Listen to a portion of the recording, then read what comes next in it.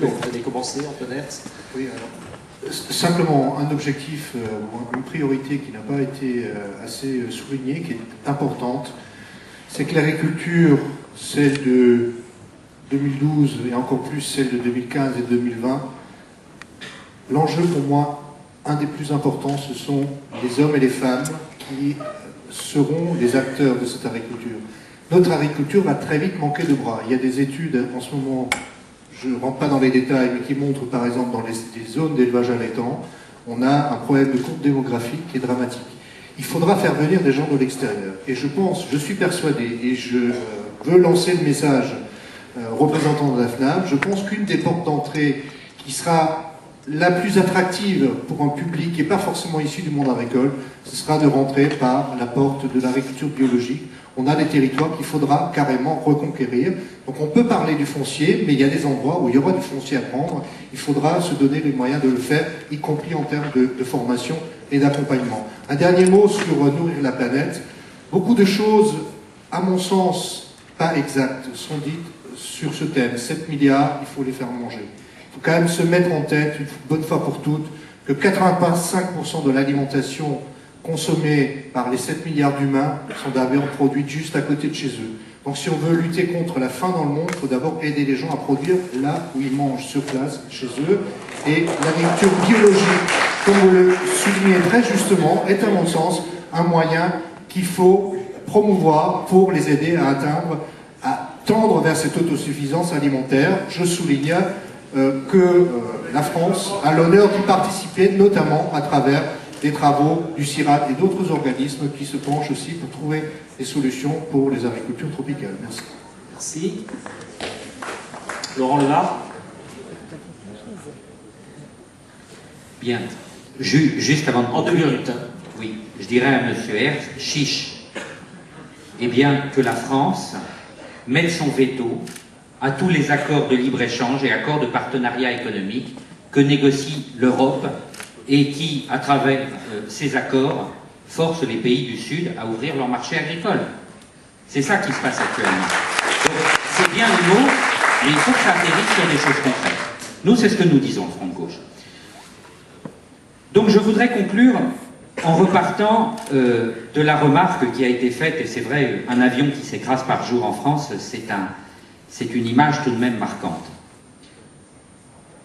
Nous pensons qu'il est nécessaire de combiner un appui spécifique à des systèmes qui mettent en œuvre des processus de transition écologique de l'agriculture, et notamment l'agriculture biologique, et d'autre part, dans le cadre d'un plan de transition écologiste de l'agriculture, écologique, un plan national, de fixer un calendrier précis en termes d'exigences, notamment sur la question des engrais chimiques et des pesticides, et donc de toute la protection de l'environnement. C'est-à-dire se donner aussi les moyens d'une évolution globale de l'ensemble des agriculteurs. Et je conclurai en disant qu'il y a un élément central dans cette transition, c'est la question de la recherche agronomique.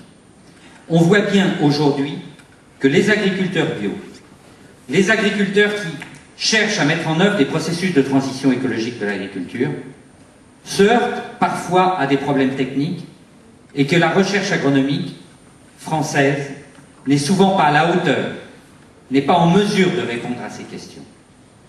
Alors oui, il faut être clair et il faut être explicite sur cette question. Et c'est pour ça que là, nous allons plus loin que ce que vous dites, vous écrivez 20% des moyens de la recherche agronomique publique pour le bio. Non, il faut aller plus loin. C'est une remise à plat complexe des objectifs et de la gouvernance de la recherche agronomique française publique qui est nécessaire.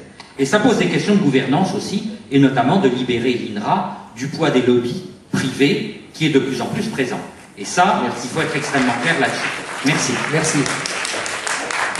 Stéphane Le Foll.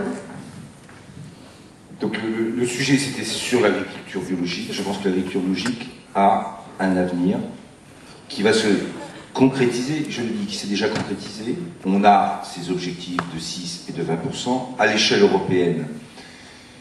Là, les discussions qui ont lieu indépendamment de cette grande question budgétaire que j'évoquais au début, vont dans le sens de la prise en compte, enfin, de la question environnementale dans l'agriculture et bien entendu de l'agriculture biologique dans ce grand complexe de l'agriculture et de cette combinaison nouvelle qu'il va falloir inventer, là, au début de ce siècle, entre, je le disais, l'économie et l'écologie, plus, bien sûr, la question sociale. En France, on va avoir une politique qui va devoir assurer, plus que c'est le cas aujourd'hui, les phases de reconversion et de changement et de transition d'une agriculture vers une autre, et en particulier vers l'agriculture biologique. Et deuxièmement, on va devoir créer et développer ce qu'on appelle, ce que vous appelez, tous ces circuits nouveaux qui vont se mettre en place entre production, transformation locale, commercialisation locale.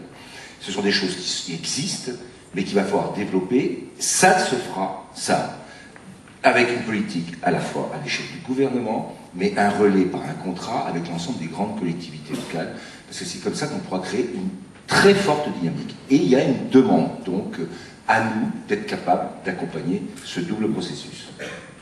Merci. Pascal Durand. Oui, merci.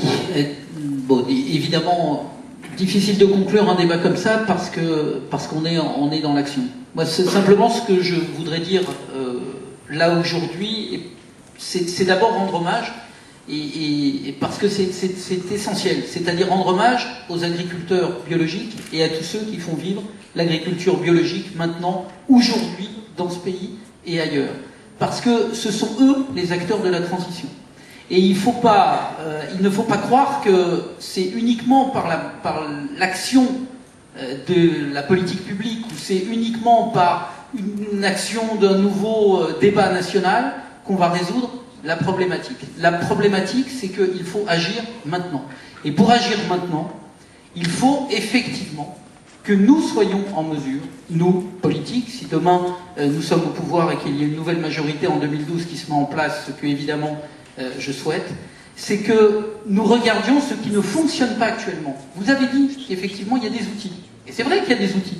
Simplement, ces outils ne marchent pas, puisqu'on s'aperçoit qu'au jour le jour, les exploitations sont de plus en plus grandes, que les paysans sont de moins en moins nombreux, et que la nourriture que l'on fabrique est de plus en plus mauvaise. Donc le système n'est pas bon. Ça veut dire que même si nous avons des outils, ces outils, nous devons les remettre totalement à plat. Donc oui, il faut faire rentrer tous les acteurs autour de la table. Oui, il faut changer notre regard à l'agriculture. Et oui, il faut aider l'agriculture biologique, il faut aider la filière biologique dans son ensemble, parce que c'est bon pour la nature, c'est bon pour l'être humain, c'est tout simplement bon pour la survie, notamment dans les pays du Sud. Et donc ça, c'est un enjeu majeur, et cet enjeu, nous n'avons pas le droit de le laisser passer.